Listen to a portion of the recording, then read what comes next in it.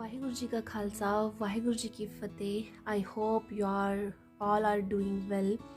तो थंबनेल देख के आपको आज का टॉपिक मेरा पता चल गया होगा कि आज मैं किस टॉपिक के बारे में बात करना चाहती हूँ। तो before I start my topic, सबसे पहले हम बात कर लेते हैं श्री अनंतपुर साहिब के बारे में। तो श्री अनंतपुर साहिब जो शहर है वो बसाया था 9वें गुरु श्री गुरु तेग बहादुर जी ने 1665 में, मतलब 1665 में अनंतपुर साहिब बसाया था गुरु तेग बहादुर जी ने। और अनंतपुर साहिब अब पड़ता कहाँ है? तो अनंतपुर साहिब जो जगह है वो पंजाब में है, रोपड़ के पास, चंडीगढ़ के पास पड़ता है अनंतपुर साहिब। क्योंकि चंडीगढ़ में इसलिए बता रही हूँ कि चंडीगढ़ जो है मैक्सिमम लोग जानते हैं कि चंडीगढ़ वैसे है कहाँ। तो चंडीगढ़ से अगर आप किसी को भी पूछेंगे अनंतपुर साहिब हमने जाना है, तो अनंतपुर साहिब इजीली कोई भी आपको पहुँचा देगा। बसेस आपको डायरेक्टली बस स्टैंड से आपको मिल जाती हैं, ठीक है। तो अनंतपुर साहिब जी के बारे में और जानते हैं। तो अनंतपुर साहिब जो ऐसी धरती है जहाँ पे जब कश्मीरी पंडित अपनी प्रॉब्लम्स लेके आए थे 9वें गुरु तेग बहादुर जी के पास, तो उस टाइम पे जो गुरु गोविंद सिंह जी थे उनकी उम्र महज 9 साल की थी। और बचपन का उनका नाम हम में से लोग जानते भी हैं, कुछ नहीं भी जानते तो मैं बता दूं, गुरु गोविंद सिंह जी का नाम बचपन का नाम था गोविंद राय। तो उस टाइम पे गोविंद राय जी ने उन्होंने अपने पिताजी को किसी और के धर्म की रक्षा के लिए उन्होंने अपने पिताजी गुरु तेग बहादुर जी को दिल्ली के चांदनी चौक में शहीद होने के लिए भेज दिया था। तो अनंतपुर साहिब एक शूरवीरों की धरती है, ठीक है। अब अनंतपुर साहिब में और क्या रिलेटेड है, ठीक है। अनंतपुर साहिब में जब गुरु तेग बहादुर जी चांदनी चौक में जब शहीद कर दिया गया था, तो भाई जेता जी जब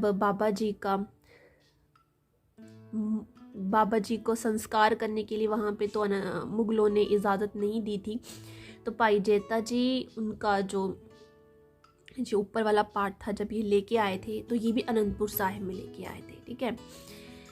और उसके बाद हम स्टार्ट करते हैं कि गुरु गोविंद सिंह जी ने अनंतपुर साहिब छोड़ा क्यों था, ठीक है। तो हमारे जो सिख गुरु हैं, 9वें गुरु तेग बहादुर जी और 10वें गुरु गोविंद सिंह जी, इनका निवास स्थान रहा है अनंतपुर साहिब। किला है वहाँ पे, अगर आप जाएं कभी विज़िट करें तो वहाँ पे किला है जहाँ पे उनका दीवान सजता था, वहाँ पे रहते थे।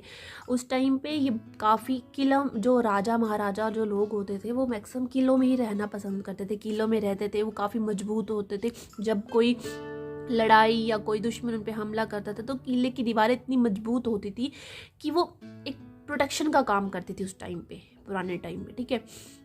तो उन्होंने किस लिए छोड़ा था?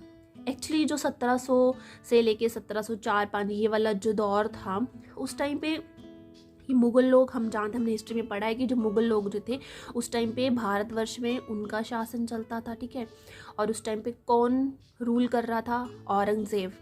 औरंगज़ेब दिल्ली के तख्त पे बैठा था, जो बहुत ही क्रूअल और बहुत ही, मतलब बोल सकते हैं एक, वैसे तो अब बोलते हैं कि जो मुग़लों में अगर बहुत ही फेमस और बहुत ही पावरफुल अगर एम्परर रहा है तो वो औरंगज़ेब रहा है, क्योंकि वो बहुत ही क्रुएलिटी दिखाता था। उसको किसी रिश्ते नाते से कोई मतलब नहीं था, बहुत ही क्रूअल था, उसको दया नाम का तो पता ही नहीं था। औरंगज़ेब ऐसा इंसान था।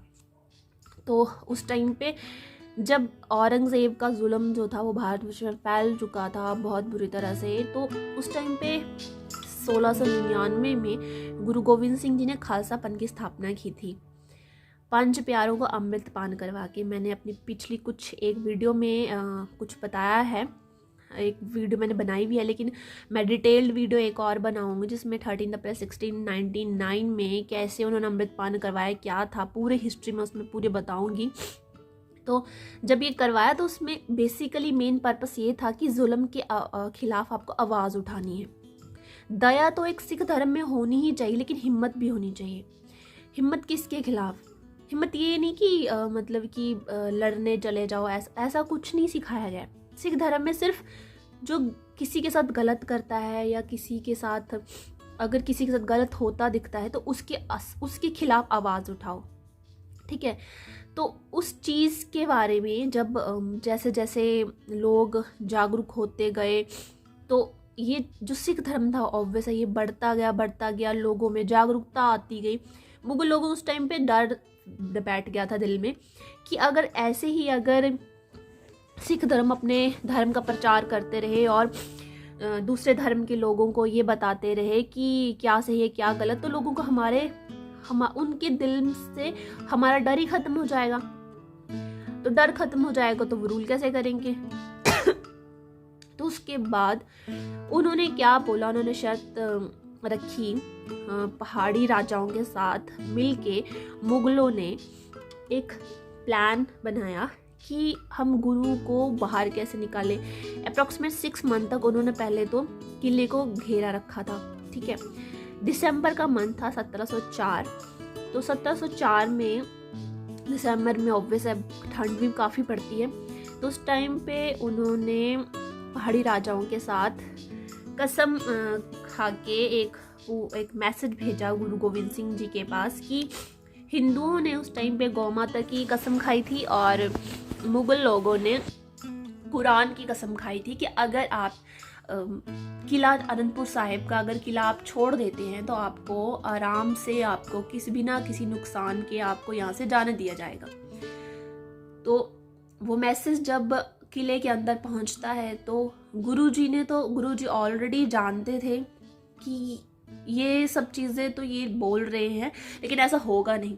लेकिन गुरुजी ने अपने कुछ सिख लोगों के कहने पर कि अंदर राशन पानी ख़त्म हो गया था किले के अंदर, तो उनका मानना था कि मतलब वो लोग जो है वो ऐसे धर्म की सिखों के लिए सबसे ज़्यादा इम्पोर्टेंट क्या है? धर्म सर्वश्रेष्ठ मानते हैं वो अपने धर्म को। धर्म से ऊपर बढ़ के उनके लिए कुछ भी नहीं होता, ठीक है। और धर्म में ये सब चीज़ें इंक्लूडेड है। तो उनके बोलने पे गुरुजी ने अनंतपुर साहिब का किला छोड़ने पर राजी हो गए, ठीक है। तो वैसे बोलते हैं 6 पो की रात थी, रात के टाइम उस टाइम पे उन्होंने, हम जो डेट्स लेते हैं 20 से 27 दिसंबर तक, तो ये हम शहीदी वीक मनाते हैं, ठीक है। इसलिए मनाते हैं क्योंकि 20 से 27 तक उन्होंने 6 पो की रात सबसे पहले उन्होंने अपना अनंतपुर साहिब का किला छोड़ा। उसके बाद जब वो किला छोड़ के निकले हैं तो उसके बाद जब मुगलों ने जैसे ही वो निकले तो ऑब्वियस है मुगल तो ये चाहते नहीं थे, उनको किला किस लिए चाहिए था? उनको किला नहीं चाहिए था, उन्हें चाहिए था, वो चाहते थे कि सिख धर्म को वो बिल्कुल ही ख़त्म कर दें।